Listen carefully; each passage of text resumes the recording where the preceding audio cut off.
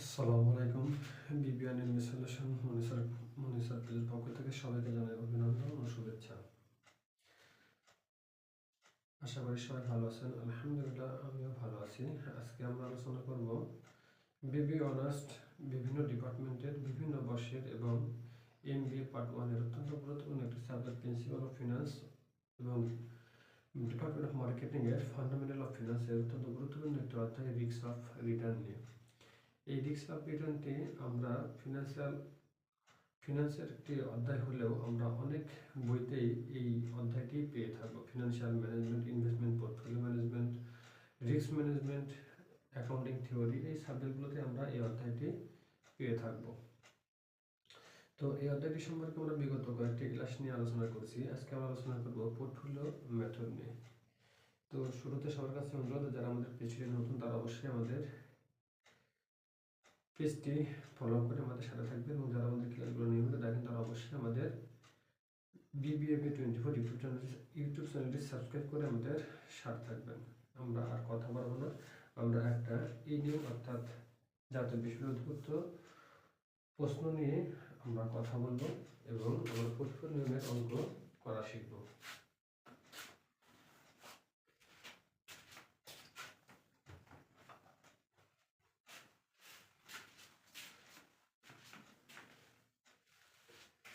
Portfolio method চেনার যে দুটা উপায় অবশ্যই এখানে আমরা ফলো করব। যে আমাদের এখানে ওয়েট অথবা প্রবাবিলিটি দেওয়া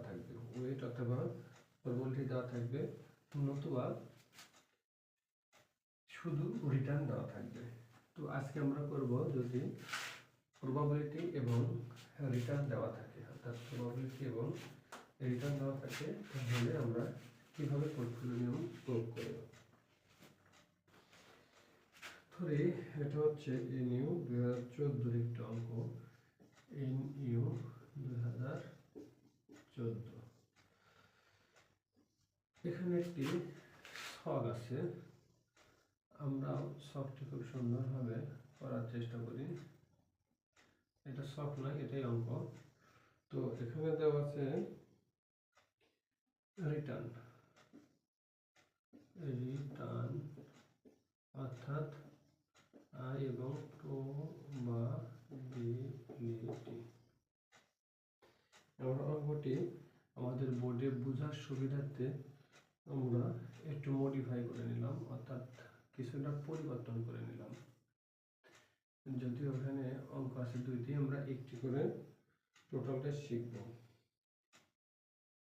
0.27, 0.18 আর মাইনাস 0.0, 30, 50, 20, 0.30, 50, 20। এখানে এটা হচ্ছে আমাদের অঙ্ক। আমরা এখানে রিকোয়ারমেন্ট লিখতে পারি A number expected return, B number আমরা এখানে পড়ব হচ্ছে স্ট্যান্ডার্ড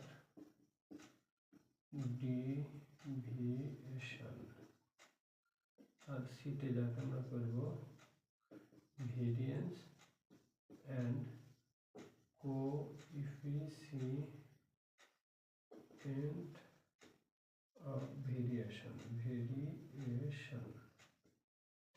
এগুলো আমরা এই অঙ্ক দিয়ে করা শিখব।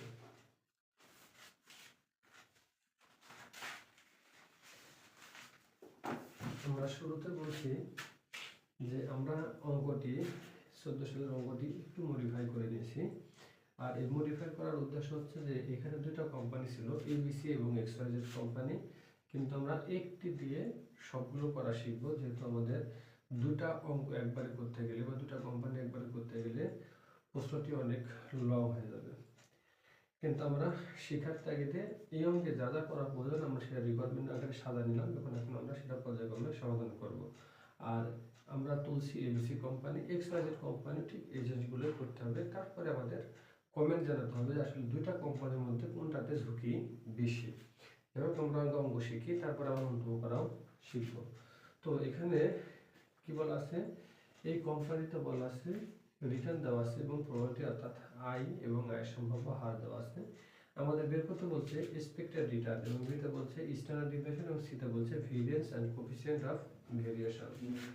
তো শুরুতে আমরা যদি 1 নম্বর রিকোয়ারমেন্ট এ করি, তাহলে এই জায়গাতে আমাদের এক্সপেক্টেড রিটার্ন, যদি আমরা প্রথম ক্লাস নিয়েছিলাম সূত্রে, সে সূত্রতে আমাদের এখানে যদি প্রবলিটি দেওয়া থাকে তাহলে সূত্রটি ছিল হচ্ছে এমন, R1 গুণন P1, R2 গুণন P2, R3 গুণন P3।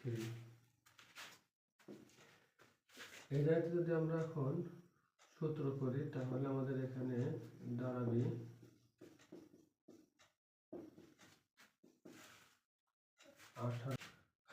তাহলে রিটার্ন হচ্ছে 18 গুণন 0.50। এখানে তাহলে আমাদের রিটার্ন আছে পয়েন্ট মাইনাস 0.2 গুণন 0.20। এটা যদি এখন আমরা কি করি, এটা যদি আমরা ক্যালকুলেশন করি তাহলে দাঁড়ায় 0.27 গুণন 30, অর্থাৎ এখানে হচ্ছে 0.81।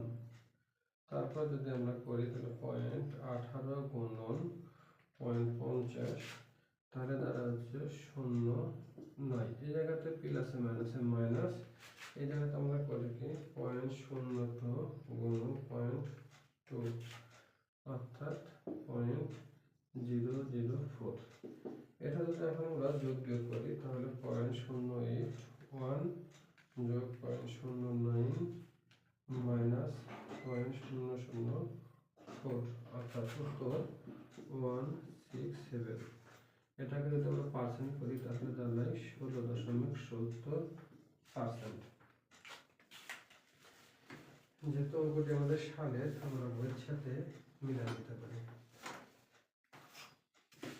হ্যাঁ, আশা করা যায় আপনারা অঙ্কটি এক্সপেক্টেড রিটার্ন পর্যন্ত আশা করা যায় আপনারা অনায়াসেই বুঝতে পারছেন।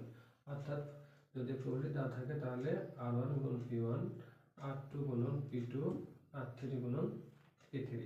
সূত্রটি এরকম বড় হতেই থাকবে, অর্থাৎ যতটি আয় এবং প্রবলিটি দেওয়া থাকবে তত বড়ই সূত্র হবে।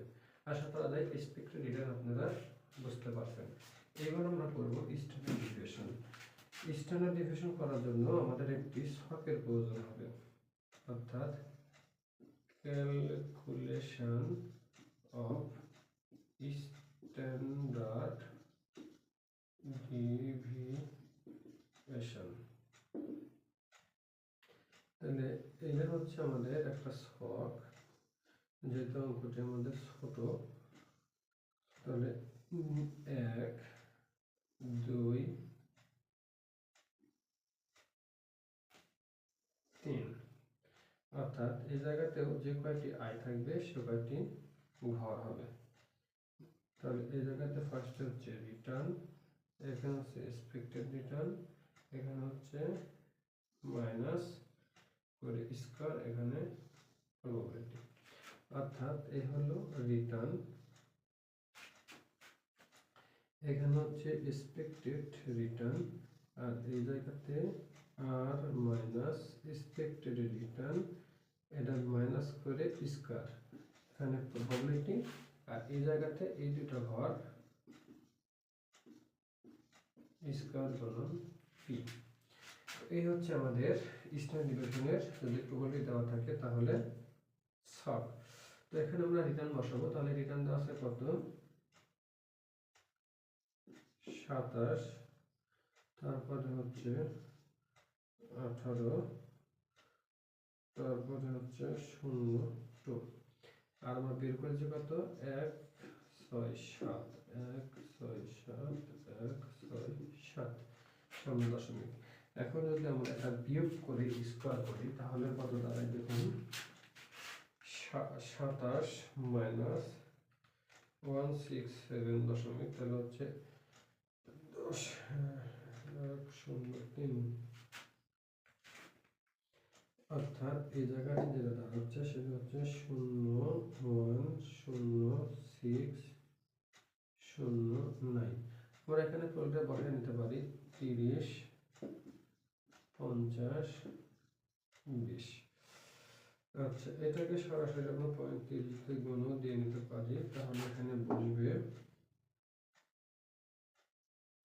0.03182 এবার যদি আমরা পরেরটি করি তাহলে 18 মাইনাস 167 013 স্কোয়ার করলে এটা দ্বারা হচ্ছে 0.169।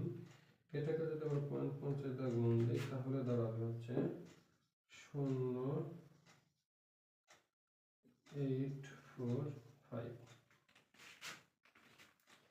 আচ্ছা, এই জায়গাতে এটা যোগ হয়ে যাবে, অর্থাৎ 0.02 যোগ 0.16, তাহলে 187 তাহলে এই জায়গাটা হচ্ছে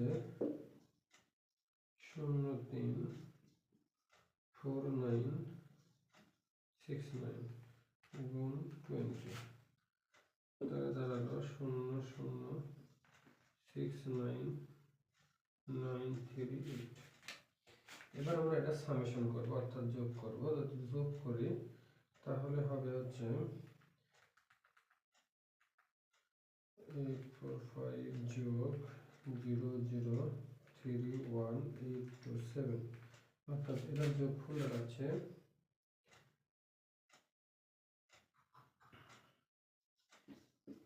আর মাইনাস ই আর স্কোয়ার গুণন পি। এটার যোগফল হলো 0.010261। এই হচ্ছে আমাদের সামেশন। এখন এটা আমাদের কতটুকু হলো সেটা দেখা লাগবে।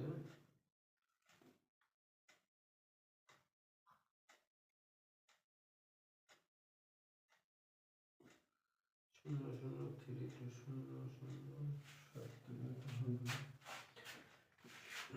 শূন্য টু মাইনাস 167।